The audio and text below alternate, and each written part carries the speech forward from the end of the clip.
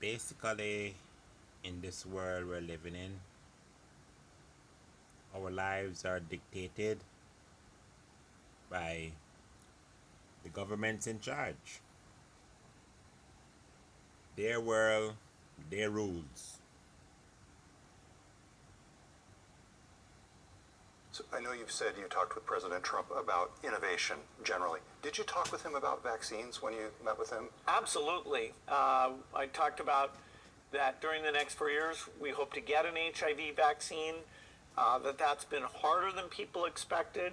I talked about polio, where by getting the vaccine for polio out to so many children, we find ourselves with less than 50 cases last year. So this year, with luck, we'll see the last cases. Then 3 years later is when they certify that you really have done the surveillance and the disease really is gone. And so investing in innovation, which was my broad theme, talking to him, that included health, vaccines, it included energy and education. The idea that some of these investments that government makes create the platform that then the private sector can take it from there. The analogies to things like the moonshot were, what I said, okay, get behind an innovation agenda. I don't know if that will happen, but I wanted to get that in front of him. Did he seem receptive?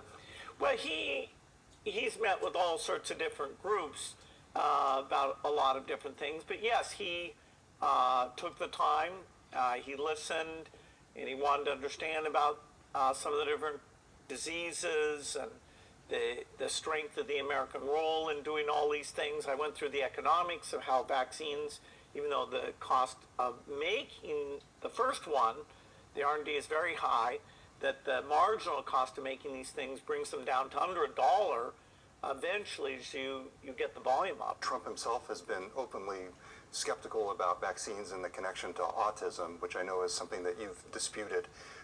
How do you get that across to him, and what are the repercussions of Trump's presidency if you look at the impact on vaccines in the U.S. and the implications for global health? Well, vaccines are a miracle. They're fantastic. Anything that makes people hesitate to give their children these vaccines according to the recommended schedule creates risk. Risk for the children who don't get vaccinated, and risk for children who, some of whom don't have immune system, and so they're benefiting from the fact that the community protection means the disease doesn't get to them. And so, getting the word out that yes, vaccines are great, the safety data is very, very clear, including any of these specific concerns, that's very important to our foundation.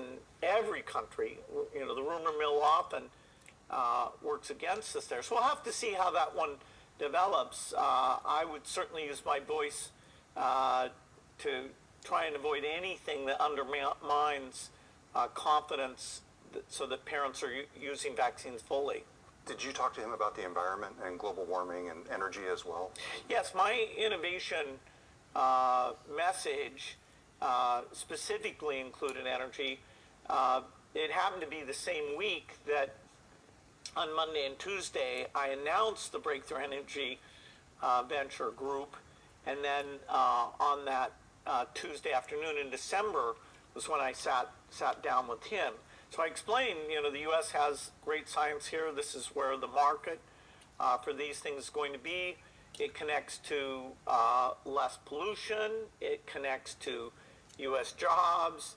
It connects to security, not needing the energy coming from far away. And, energy is very primal stuff. And there are a lot of leads that are promising, still at a fairly risky stage, but over the next decade, some of these breakthrough approaches are going to pay out, and U.S. research, U.S. leadership on this should be part of how it gets solved. And yet Donald Trump has called global warming a hoax, and his choice to have the EPA, Scott Pruitt, as a climate change skeptic at best. What's going to happen to the planet under the Trump administration? Well, we're in a period of uncertainty about administration policies, and the range of what might happen is particularly high here. I don't think that these R&D and innovation budgets will be substantially reduced.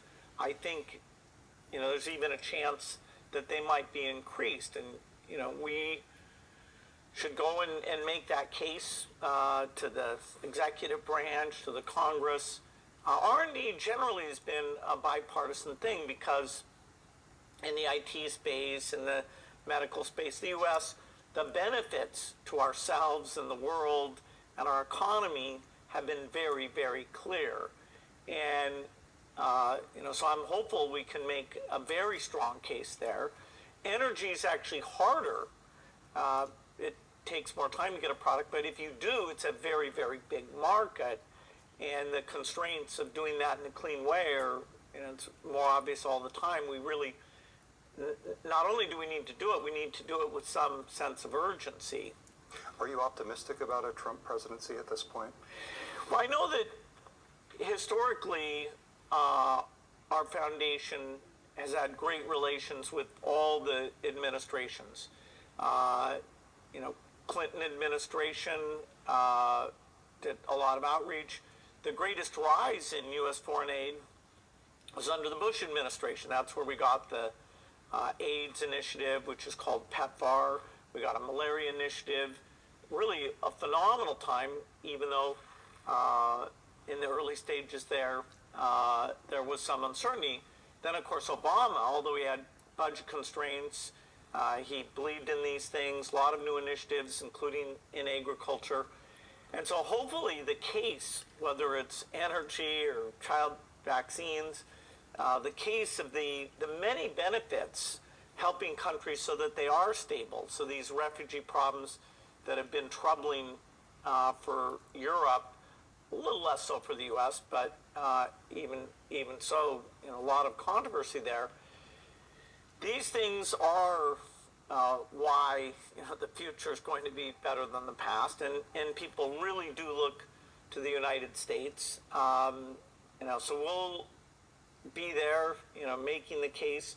And in most of these things, our foundation is a co-funder. So, I can say that in polio or HIV vaccine, that I'm putting our resources behind it in a very big way. And the U.S. government would be the best partner for those efforts.